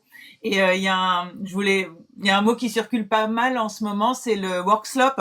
Donc un terme qui est utilisé pour décrire tout le contenu qui est textuel, qui est généré par l'IA, des rapports, des slides, des mails qui ont l'air très pro, très bien ficelés, mais en réalité qui font pas vraiment avancer le schmilblick et qui sont assez creux. C'est souvent du travail de surface bien présenté, et même en tant qu'humain, on peut se faire facilement avoir entre guillemets si on regarde les choses en diagonale, parce que vraiment tout paraît super, des phrases très bien écrites et tout, et au final, il n'y a pas de matière réellement, de valeur ajoutée, de jus de cerveau, comme on dit, humain. Donc c'est vrai que déjà voilà, je voulais revenir sur ça pour dire que fallait un petit peu se méfier et que c'était assez intéressant quand on a une vraie expertise d'un domaine et que on se pose, pas qu'on lit en diagonale un truc qui nous paraît très bien écrit, il y a aucune faute, il y a des petits tirets aux bons endroits, etc. Mais qu'on se demande réellement quelle est la valeur ajoutée. Des fois, il y a un petit gap. Entre les deux. Et aussi une autre truc que j'avais trouvé rigolo sur je sais pas si on avait pas mal parlé de AI slope pendant un moment. La work slope, c'était un truc qui était apparu assez récemment, et en creusant, bon, ça c'est peut-être un peu plus anecdotique, mais comment dire, même si cette sensation là d'avoir des contenus IA très bien présentés, un peu creux, on l'a tous ou quasiment tous, j'imagine, déjà expérimenté. Je savais pas qu'en fait c'était un mot qui avait été inventé par une boîte américaine qui s'appelle Better Up et qui vend des prestations pour aider les salariés à retrouver du sens au travail. Autrement dit, comment dire, ils ont un peu créé le terme qui décrit le problème pour mieux vendre la solution. Et alors bon, je vais faire un parallèle, mais ça m'avait fait penser, je sais pas si vous vous rappelez, au Blue Monday. Comment dire, qui avait été créé par les agences de voyage pour décrire le jour de l'année le plus déprimant, et en fait c'était pour vendre des voyages au mois de janvier. Donc tout ça pour dire que le work slope, ça existe, c'est un ressenti, on le ressent tous, c'est un peu ce trop plein de production IA, mais qui en fait est un peu vide. Donc même si derrière le mot il y a une stratégie marketing, ça m'a fait penser au fait que l'IA, ce que j'en vois pour ma part, ça aide à remplir les tuyaux un peu de l'économie de production de texte. Donc le work slope, c'est peut-être pas au-delà du concept, c'est peut-être un vrai symptôme, celui vraiment d'un monde de travail, de la communication notamment, qui est saturé de signaux, de messages, mais qui parfois manque un peu de sens, quoi. Donc encore une fois, l'intérêt d'avoir toujours des humains derrière et qui s'y connaissent. Ça fait du bien d'entendre ça. Tiens, alors sur les humains qui s'y connaissent, qui veut rajouter quelque chose là-dessus, rebondir? Tiens, allez, au hasard, je fais tourner la roue. Je devrais avoir une petite roue qui tourne normalement. Je dois avoir un truc comme ça. On va faire la roulette, tiens. Allez, au hasard. C'est parti pour la roulette. J'ai la roulette. Allez, la roulette, elle est tombée sur Ati. Attends, je remets le micro. Je suis assez d'accord avec Alice et j'ai l'impression, je sais pas ce que vous en pensez, que ça nous a fait la même chose. Par exemple, quand Canva est sorti. Quand Canva est sorti, on a rendu accessible la façon de communiquer de manière visuelle grâce à énormément de modèles différents. Et en fait, on s'est retrouvé. Alors, c'était bien l'époque des départs d'Instagram où on avait énormément de personnes qui se lançaient à fond sur Instagram pour essayer d'avoir des abonnés. Et on s'est retrouvé avec des montagnes de posts très visuels faits avec des modèles Canva, mais qui servaient à rien, quoi. Sur lesquels il y avait rien, sur lesquels on savait pas trop quoi mettre. En gros, t'avais un joli visuel, mais le truc ne servait à rien et c'était complètement vide. Et j'ai l'impression que c'est un peu le même phénomène avec cette espèce de démocratisation et simplification de la communication ici qui est plutôt textuelle, pour le coup. Et on se retrouve effectivement avec du blabla pour du blabla. Et c'est hyper problématique parce que il y a beaucoup aujourd'hui d'étudiants qui utilisent les LLM pour rédiger des mémoires, ou rédiger des contrôles, ou des dissertes, etc. Et en fait, on a une sorte d'appauvrissement du fond au profit de la forme parce qu'il faut que ce soit long, il faut que ce soit bien tourné, mais au final, encore une fois, c'est du blabla pour du blabla. Et en fait, c'est la simplification de tout qui fait que un peu monsieur et madame tout le monde va vouloir utiliser ça des fois pour des choses qui sont pas nécessairement très importantes et on va se retrouver du coup avec une masse mais des mails, des fois moi je reçois des mails de clients, je sais que c'est l'IA qui les a écrits, parce que je connais bien ChatGPT maintenant. Tu veux dire qu'il garde aussi ceci a été écrit par une IA, veuillez le vérifier, il l'envoie direct, ça sans relire? Non, quand même pas. Sans relire, mais tu sais, il y a les tirets quadratins, il y a la façon de tourner les phrases et ce dont Alice parle, cette façon Tout à fait. d'écrire des Ce que tu viens de dire est crucial, tu sais. Ce qui est le mot qu'on trouve toujours aussi, ça, crucial. C'est les mots vides, en fait. C'est fou vraiment... parce que, tu vois, quand tu parlais de Canva, ça me fait penser à un truc qui a été Prezi. Je ne sais pas si vous connaissez ce truc qui faisait des slides qui bougeaient, c'était dingue. On pouvait appuyer. Bref, tu avais vite mal au cœur quand il y a eu débauche de tout ça. Un peu comme dans PowerPoint, quand les gens sont amusés à faire des splashs, des wash, des bruits, des bruitages, etc. Enfin bref, tu sais, on dit souvent la forme, c'est le fond qui remonte à la surface. Mais quand le fond est naze, ça remonte aussi, si tu veux. Donc, et le slop, c'est ça, à mon avis. Le vide de sens qui remonte. Alors, l'habillage est dément, mais quand tu ouvres, c'est super creux, quoi. Il n'y a rien à l'intérieur, quoi. C'est une catastrophe. C'est l'art de faire une tartine avec rien. C'est vraiment ça. C'est comme lire un mauvais roman, un truc de 300 pages sur lequel tu t'emmerdes, quoi. Enfin, c'est vraiment ça. Et il y a des vraies difficultés là-dedans. C'est que nous, on s'appauvrit. Au niveau intellectuel, au niveau de notre capacité de communication, on s'appauvrit puisqu'on met à profit finalement le superficiel de repasser par un texte bien écrit, sans faute d'orthographe, avec des phrases bien faites, des mots de transition, un vocabulaire varié. Mais encore une fois, ce qu'il y a derrière n'a absolument aucun intérêt. Donc il y a une forme aussi d'appauvrissement. Ça va créer encore une fois une fracture qui va être hyper importante. De la même manière que des logiciels comme Canva qui sont très utiles, qui plus est, moi je suis graphiste, je paye Adobe et je paye aussi Canva, mais tu as la fracture entre les créatifs qui eux vont avoir l'inspiration, l'idée de la création et mettre la forme autour d'un fond, et ceux qui mettent d'abord la forme, même s'il y a absolument aucun fond, et ça va faire une vraie fracture, je pense. Je crois que Charles veut rebondir sur le sujet. Charles va rebondir sur le sujet parce que Charles est un homme de rebond et de paroles données. On y va. Tout à fait. Et puis au rugby, les rebonds étant assez hasardeux. Non, là justement, il est très bien décidé le rebond, parce qu'en fait, j'ai vu une anecdote qui est très sympa, c'est qu'il y a un professeur qui avait demandé un devoir à ses élèves. Il a identifié que tous ses élèves avaient fait le devoir avec l'IA. Et tous les élèves, en fait, aux États-Unis, ont fait un mail pour s'excuser auprès du professeur. Et en fait, ils ont tous utilisé l'IA pour faire le mail d'excuses. Et en fait, il a fait une présentation dans son cours pour montrer qu'en fait, tous les mails avaient été commencés par I sincerely apologize, parce que en anglais. Et en fait, il avait montré tous les points communs et d'expliquer comment il avait compris qu'effectivement, ils avaient tous fait ça. Donc même un mail d'excuses, ils étaient allés jusqu'à utiliser l'IA pour pouvoir le faire. C'est très bien, ça me permet de laisser la parole aussi à Christian. Dong, on y va. Donc, on est dans les rebonds. Oui, c'est vrai que c'est très... Il y a beaucoup d'abus et sur les contenus, donc il y en a de plus en plus sur l'IA, on le voit tous et puis c'est vrai qu'on les reconnaît quoi. Bon, il y a le crucial évidemment, le tiret, je sais plus comment on l'appelle, le tiret Quadratin, long, là, c'est Quadratin vrai nous que disait Ati, c'est le tiré voilà, Quadratin, le je fameux. le vois de partout, les emojis en début de phrase, du coup sur les posts. Et je suis tombé sur une publication, sur un article, sur un site. Alors du coup pour moi c'était sérieux. Enfin il m'avait l'air très sérieux. Enfin c'est très sérieux. C'est une vraie agence en fait de communication. Je ne vais pas citer le nom sur ce live. C'est une vraie agence de communication. Donc c'est vrai qu'il y avait un beau visuel. C'est avec Canva ou pas, je ne sais pas, mais en tout cas c'était sympa. Ça attirait en tout cas l'œil. Et je me suis arrêté en tout cas. Et le contenu, donc du coup ça a critiqué en tout cas et ça a en tout cas balancé carrément. Et donc que du coup il y avait beaucoup de contenu en ligne créé avec l'intelligence artificielle. Et donc du coup blablabla. Donc du coup ça justifiait. Donc il y a eu une bonne démarche. Et puis après ça répétait un petit peu. Donc là vous me voyez arriver. Donc là voilà. Et tout le contenu. Et puis en fait ce texte était rempli d'étirés machin bidule avec des emojis. En fait donc voilà. Donc c'était un article qui critiquait les créations par des IA, mais en fait tout l'article entier était créé par une IA. Il n'y a même pas eu de correction en fait de supprimer les tirés, les trucs de base en fait. Et c'est vrai que ça, j'ai trouvé ça quand même fabuleux. Il n'y a pas un petit mot à la fin pour dire cet article a été créé. J'aurais trouvé ça sympa hein. Quand même. Pour le fun, ça l'aurait fait. Cet article a été créé par une IA pour démontrer pour l'absurde en fait tout simplement. Mais là non, donc j'ai posté quand même. Je trouvais ça quand même. C'était vraiment l'exemple justement par l'absurde parce que moi du coup j'ai remarqué. Mais c'est vrai que du coup ça va super loin et les contenus, y compris professionnels.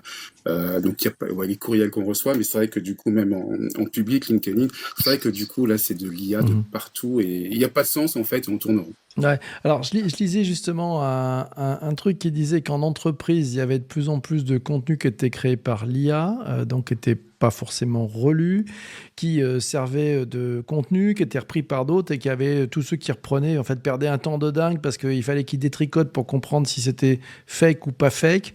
Enfin bref, un peu un enfer. Hubert, tu vois ça, toi, chez tes élèves ou pas ? Je crois qu'il y a Ati qui voulait dire quelque chose. Ah pardon, Ati. Elle avait levé la main, je n'ai pas vu. J'en passe la main à Ati, je suis désolé. T'en fais pas juste, j'en ai pour une seconde. En fait, il me semble qu'il y a une étude, alors il faudrait que je récupère qui l'a fait parce que j'ai vu passer ça rapidement. Qu'au niveau déjà des textes sur Internet, tu sais, des articles web, on avait dépassé le stade où ça y est, 50%, plus de 50% aujourd'hui des articles sont rédigés par l'IA. Et si on met ça face au SEO, parce que le SEO, c'était déjà du pré-mâché et que tu vas récupérer, que tu vas améliorer, hein. Rédaction web SEO, même par l'humain, tu prends un sujet, tu regardes ce qu'il y a en première page, tu vas te dire, OK, bah, c'est mon plan de base, il faut que j'arrive à y apporter de la valeur. Aujourd'hui, si tu pars du principe qu'en plus de 50% maintenant des articles sont rédigés par l'IA, et ce qui va continuer d'être de pire en pire, hein, de ce côté-là, en fait, on est en train de se créer un plafond de verre, même sur l'accès à l'information, où, mais nom de Dieu, les nouvelles banques, ce sont les bibliothèques, parce que c'est là où il y avait l'information de manière complète, authentique, unique. Aujourd'hui, là, déjà qu'on était sur de l'article pré-mâché, mais là, on va être, encore une fois, tu sais, vraiment sur ce truc de c'est une IA qui a rédigé l'article 1, 2, 3 et 4, et ça va être une IA qui va reprendre les 4 premiers articles pour en créer un article 5. Et je sais pas si vous avez déjà vu ces vidéos où on a ChatGPT, tu lui donnes une image de base, il la reproduit une première fois, puis 2 fois, 3 fois, 4 fois, puis 20 fois, et au bout de la 20e fois, elle est complètement déformée. Et ben pour les textes, ça va vraiment être exactement la même chose, et pour l'information, ça va être la même chose. Aujourd'hui, quand quelqu'un fait une recherche sur Internet et qu'il tape n'importe quoi, et qu'il trouve un site Internet, déjà les gens prennent l'information au pied de la lettre. Ils se disent pas, oui, non, mais le site qui a rédigé ça ne l'a pas fait pour me donner de l'information et m'instruire, il l'a fait pour être classé et avoir un bon SEO. Et ben là, avec l'IA et la rédaction de texte, et si les moteurs de recherche restent tels quels et ne font rien pour lutter contre les contenus IA, on va vraiment arriver à une déformation de l'information qui va être purement réalisée uniquement pour du classement et le fait de ressortir sur Internet. Et vu que les gens ne se posent absolument aucune question et ne vont pas plus loin que ce que donne l'IA ou le premier résultat Google, on va vraiment se mettre un plafond de verre sur l'accès à l'information. Et encore une fois, je pense que ça risque de créer une fracture sociale et intellectuelle qui va être absolument énorme. Hubert, je te relaisse la parole.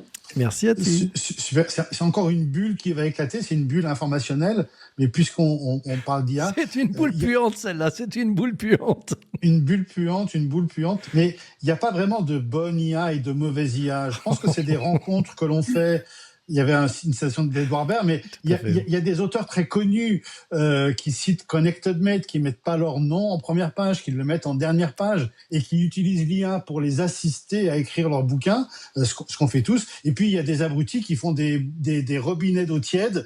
Bravo, réinventez votre entreprise à l'ère de l'IA. Chez tous les bons libraires. C'était la page de pub. Non, justement, c'est pas chez les bons libraires, c'est chez les mauvais.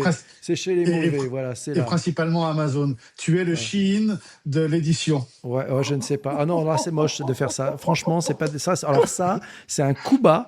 Mais ça, c'est un coup bas. D'abord, c'est pas un Shein. Oh la vache, il m'a cassé en live. Merci. Non. De rien. C'est la fête. Voilà, c'est la fête. Merci beaucoup.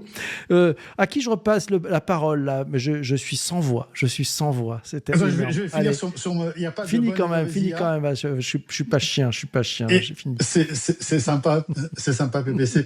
Il n'y a pas de bonne et mauvaise IA. C'est ce qu'on en fait. Moi, je m'en sers tous les jours pour faire du vibe coding. Le vibe coding, ça va. Je prie pour que le vibe coding remplace un logiciel que je déteste sur Internet et qui a été le robinet d'eau tiède des sites Internet, c'est WordPress. Je déteste ce WordPress qui fonctionne avec du PHP qui date des années, je sais pas, même pas 90 et des poussières. Il faut éradiquer WordPress et le vibe coding, l'IA va pouvoir, parce qu'il code mieux que WordPress, va pouvoir éliminer WordPress. Donc je prie pour que le vibe coding et l'assistance au codage, et là c'est vraiment une utilité quotidienne que moi je rencontre et que des milliers de codeurs rencontrent. Si aujourd'hui on supprime l'IA, il y a des milliers de codeurs, et moi le premier, des millions de codeurs qui vont pleurer en disant mais je veux plus refaire comme avant, chercher une heure la fonction qui va bien. Là l'IA, tu sais ce que tu cherches, l'IA te dit comment le mettre en place, tu copies-colles et enfin t'as même pas à copier-coller puisqu'elle le fait pour toi, et après tu testes et tu valides. Bien sûr, il y a un œil humain, il y a la manière de questionner cette IA, mais ça fonctionne extrêmement bien. Donc voilà, le vibe coding, ça c'est une bonne utilisation de l'IA.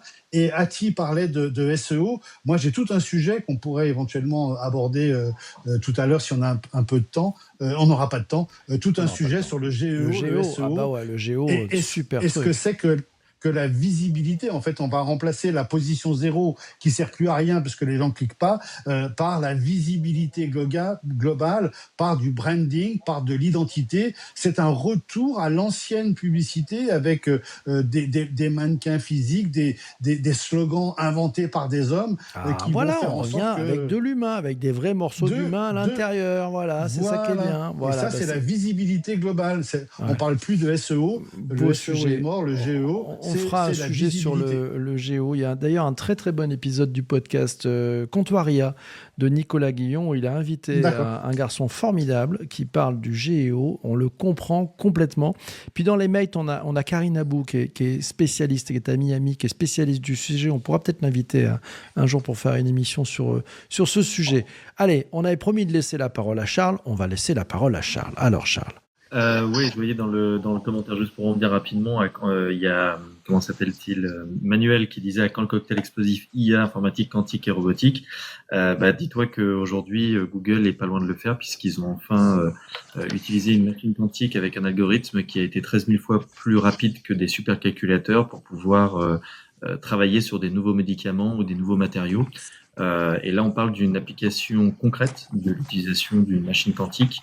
On n'est pas dans des mesures de performance par rapport à des calculs, etc. Donc, Google a surveillé sur le quantique. Là, je pense que dans l'année arrivée, sur 2026, on n'est pas loin d'avoir des annonces assez folles. Non, je voulais rebondir sur une autre info assez intéressante. On parlait d'anciens outils qui sont en train d'être remplacés. Eh bien, OpenAI, en sortant Atlas, son nouveau navigateur, est en train de nous amener vers la 3e génération de navigateurs web. Exact. Pour rappel, pour les plus de, je pense, j'ai pas trop, plus de 30 ans, je pense, vous avez connu le premier navigateur web où la barre du haut était uniquement pour l'URL du site web, et à côté, un peu plus loin, il y avait éventuellement l'équivalent d'un petit moteur de recherche de mots-clés. Après, il y a eu Lycos, Google qui étaient des vrais moteurs de recherche. La 2e génération, c'est que la barre de l'URL était aussi une barre de recherche. Ça a été une transformation assez douce, mais qui nous a tous fait beaucoup de bien, puisqu'on n'avait plus qu'un seul endroit où on pouvait soit coller une URL, soit chercher. Et là, en fait, OpenAI va encore plus loin, c'est que il y a au-delà de la recherche, ça devient une recherche sur Internet. Et en plus de ça, je peux chatter pour faire ma recherche et puis simplement aller sur l'interface IA. Et c'est tout un environnement qu'ils sont en train de créer. On sent qui s'inspire très largement du modèle de Google pour pouvoir, comme tu disais, Hubert, commencer à avoir des applications à droite à gauche et faire en sorte que ça soit la masse qui l'utilise pour devenir incontournable. Et je crois PPC que Apple est en train de regarder pour intégrer justement Atlas sur Alors, l'iOS. c'est pas forcément ça. C'est-à-dire qu'en fait, aujourd'hui, comme le chat GPT Atlas est uniquement disponible sur Mac, je ne sais pas si parmi celles et ceux qui nous écoutent, qui participent à ce live, vous avez pris le temps de l'installer. L'expérience est juste géniale, hein. Mais elle est assez surprenante. C'est-à-dire que tout se passe dans votre chat. Même quand on lui demande d'aller faire une recherche sur l'Internet ou d'aller faire une action sur l'Internet, dans le navigateur de ChatGPT, on se retrouve avec une super fenêtre qui reprend le site. On lui a juste dit, le site, on peut même le faire à la voix si vous utilisez un outil type Better Dictation qui permet effectivement d'éviter d'avoir tapé sur votre clavier. Et là, tout d'un coup, on voit dans la fenêtre du chat le site, et puis il nous décrit ce qu'il est en train de faire. Je vais chercher le site, j'ouvre le site, je cherche dans le site ces éléments, il va passer les trucs, il va virer les cookies parce que ça lui sert à rien. Et lui aussi, il a compris. Vous voyez, donc c'est assez dément. Et puis, derrière, comme en plus, il s'est immiscé dans l'historique de mon navigateur, il a chopé mes mots de passe aussi, c'est intéressant. Il se log sur le site, voilà, et puis il fait les actions même jusqu'à presque du paiement, où il restera plus qu'un truc. Si vous avez un Mac et vous avez à mettre votre doigt pour valider, vous passez avec Apple Pay, c'est payé, emballé, c'est pesé. L'expérience est assez surprenante, elle est très intéressante parce qu'elle est lente. Et là, je me suis demandé, mais c'est peut-être un sujet du X, si c'était pas fait exprès que ça soit lent, pour rassurer, pour m'expliquer pas à pas ce qu'il est en train de faire, parce que c'est assez surprenant quand même. Tout d'un coup, vous avez votre chat GPT qui prend possession de ce qui se passe sur votre écran. C'est un truc de dingue. Et donc, ils ont mis une petite couche jaune pour montrer que c'était pas tout à fait le site original, mais il y avait une couche d'IA qui venait faire quelque chose dessus. Truc un peu surprenant, et c'est lent, c'est-à-dire que ça explique je vais faire ceci, et puis il fait ceci, je vais faire cela, j'y arrive pas, je trouve pas le bouton sur le truc. Toutes les étapes sont expliquées, donc il y a une explicabilité de tout ce que l'IA fait. C'est que le début, à mon avis, c'est fait exprès. Je sais pas ce que tu en penses, Jean-Emmanuel. Est-ce que tu crois qu'ils ont fait exprès d'avoir une UX/UI volontairement lente? Ouais, je ne sais pas en fait, parce que ça fait quand même beaucoup de choses en arrière-plan à traiter, à organiser, à hiérarchiser. Et je me demande si cette latence, c'est pas un petit peu tout ça en fait, parce que c'est vrai. Enfin, on assiste un peu impuissant je dirais où on voit que la machine est vainqueur quelque part. C'est un peu, c'est peut-être ça aussi qui dans notre cerveau ajoute de la lenteur. Ça se pourrait bien qu'on vive au ralenti les derniers instants de notre liberté. Non, ceci blague à part, c'est quand même super intéressant de voir que on a un renversement qui est en train de se faire au XXIe siècle, c'est-à-dire on a la data je dirais on a la data qui prend le pas sur le reste. Au XXe siècle, c'était énergie, outils, information. En fait, Apple a pris le contrôle parce qu'il a su faire un écosystème. Mais c'est un écosystème physique. Et or là, on a OpenAI qui est en train de faire exactement la même chose, mais de manière tout à fait inverse, en passant par le navigateur, les données, l'IA, et puis après, il va arriver à des produits physiques, parce que ça, il va arriver. J'espère, parce que sinon, qu'est-ce qu'il aura fait avec Hive? Mes amis, alors on enregistre ça, il est 22h25. Il nous reste un tour de piste à faire. Et après, on va se dire au revoir. Et puis, vous qui nous écoutez sur les plateformes de podcast, c'est le moment où vous en profitez pour vous abonner si ce n'est pas fait, pour le partager si ce n'est pas encore fait. Vous pouvez partager ce contenu à vos amis, quelle que soit votre plateforme. On est sur Apple Podcast, Spotify, Deezer et bien d'autres plateformes. On va faire un tour et puis, allez, un peu en avance de phase, je vous donne rendez-vous pour un enregistrement en live. Ça sera sur TikTok, ça sera le 25 novembre. Si j'ai bien suivi, on va me corriger dans la rédac si je ne me suis pas trompé. Je crois que c'est le 25 novembre. On va faire un truc génial. On va parler tous ensemble des 3 ans de ChatGPT. Qu'est-ce qui a changé en 3 ans? Qu'est-ce que ça a changé dans notre façon de consommer l'Internet, de nous renseigner? Est-ce que ça a changé dans notre façon d'interagir avec d'autres humains? Ça, c'est le programme du 25 novembre. C'est mardi, 21h, 22h30. On fera la fête à ChatGPT. Tour de table. Allez, le mot de la fin. Le mot de la fin, je vais le donner. Allez, on commence par Alice. Alice, ton mot de la fin pour ce débrief de l'actu. Des data, de leur qualité.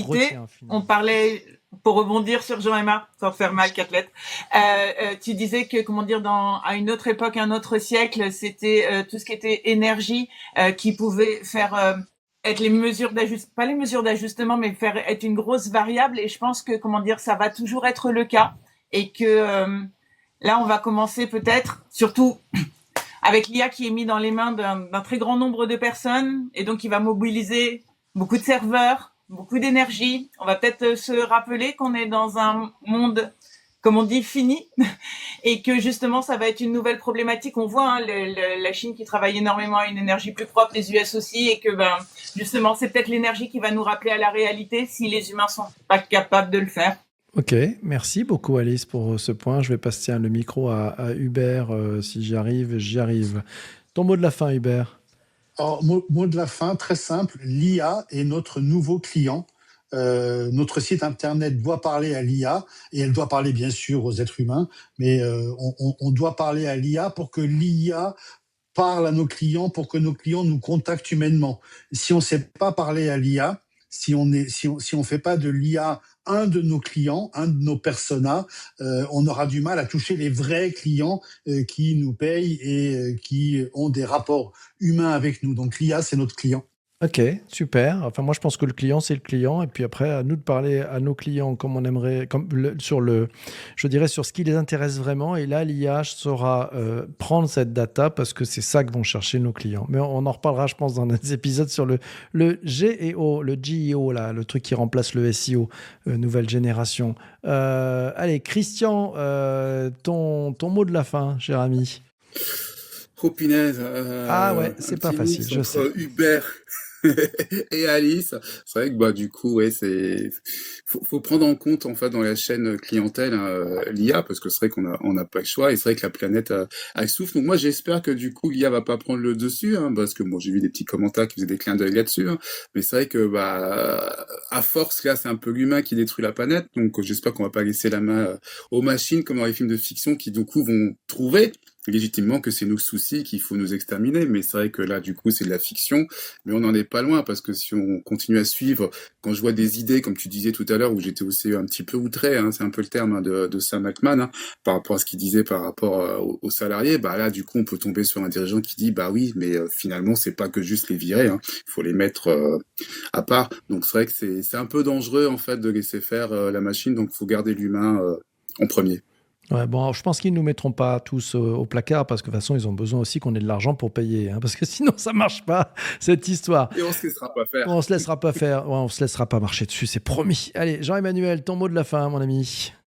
On vit une époque formidable, mais il faut juste prendre le temps d'embrasser l'IA et puis de vouloir s'en servir et de trouver des moyens de s'en servir pour arriver à ses fins, à son but. Et voilà, il faut trouver des bons buts. Ok, super. Ben ça amène à réfléchir aussi. Vous savez, c'est quoi notre sens de la vie, à quoi on croit. Et je pense que ça, c'est des bonnes réflexions aussi. Mais ça marche bien quand on va faire un tour en forêt ou en nature, vous savez, pour débrancher complètement et finalement se retrouver, se ressourcer. Allez, le mot de la fin de toi, Ati. Je sais que tu aimes bien profiter aussi du plein air pour te ressourcer. Voilà. Là où il n'y a pas d'IA au fin fond de la forêt. Ouais, voilà, là où ça va bien. Là. Ouais, je pense qu'il y a un vrai choix aujourd'hui à faire sur quelle utilisation de l'IA on a. Et soit l'IA sera notre client, soit on sera le sien, parce que je pense que l'IA va devenir le nouveau collecteur de données. Donc je pense qu'il y a un vrai choix à faire sur une utilisation professionnelle et distancée de l'IA, ne pas la mettre au cœur de nos relations privées, de nos problèmes privés, ne pas en faire un confident, parce que toutes ces données qu'elle collecte sont stockées, peuvent être utilisées par les entreprises, donc il faut soi-même en avoir une utilisation assez distancée et attention à l'atrophie créative, intellectuelle, sociale qu'elle peut créer si toutefois on la place à un endroit qui n'est pas la sienne. Génial, j'adore. Allez, là j'ai mis la barre très très haut parce que c'est l'ami Charles qui finit, c'est ça? Ton mot de la fin, Charles. Et cette conclusion pour ce live dantesque. On était formidable. Et pour aller dans la continuité de mes camarades, je pense qu'il faut effectivement remettre l'humain au cœur de la technologie et non l'inverse pour s'assurer un meilleur avenir. Ça, c'est la phrase, la punchline qui tue. Mille merci. Mille merci à vous tous. Mille merci à toutes celles et tous ceux qui étaient présents pour ce live. Un grand merci. Si vous avez envie de rejoindre ce live, de participer, de mettre des commentaires, c'est le mardi 25 novembre de 21h à 22h30. J'espère que je ne me suis pas trompé. C'est bien un mardi. C'est bien ça. On est bon. Je pense, j'espère. On verra bien. Je fais ça sans... Ouais, c'est un 25 novembre. C'est bien. Tout va bien. Impeccable. Merci beaucoup à vous tous. Merci d'avoir écouté cet épisode du podcast jusqu'ici. Vous avez un truc à faire. D'abord, c'est vous pouvez suivre toute la bande là. La fameuse bande qui est avec nous. Si vous êtes sur TikTok, n'hésitez pas à les suivre. C'est maintenant que ça joue. Si vous êtes sur les autres plateformes, je vous mets les liens vers leur profil LinkedIn, Blue Sky et tout ce qu'ils veulent. Voilà, ça c'est la fête. Et puis, abonnez-vous. Ouais, c'est simple. Puis si vous êtes sur YouTube, vous n'êtes pas encore abonné à la chaîne Connected Met, vous y allez, vous écoutez, vous mettez des commentaires. La conversation va continuer. Et puis, il fait la promo pour mon bouquin. Ouais, je vous ai mis le lien pour le bouquin dans les... Merci beaucoup. Je vous mets le lien dans les notes d'épisode. C'est sympa. Merci, Charles. Mille merci à vous tous. Portez-vous bien et surtout, ne lâchez rien comme dirait l'autre. Non, faites-vous plaisir. Ciao. Salut. Connected Bye bye. mate. Bientôt. Bye Merci bye. à vous tous, les amis. C'était super. grand merci. Merci pour l'invitation. Merci à toi, Ati. Écoute, on va te mettre dans la boucle pour les prochains si tu es dispo. Ça sera Mais avec grand plaisir. quand vous voulez, moi j'attends l'invitation pour aller à Paris là. J'y suis là. On a la date. semaine. On a la date. Connected mate.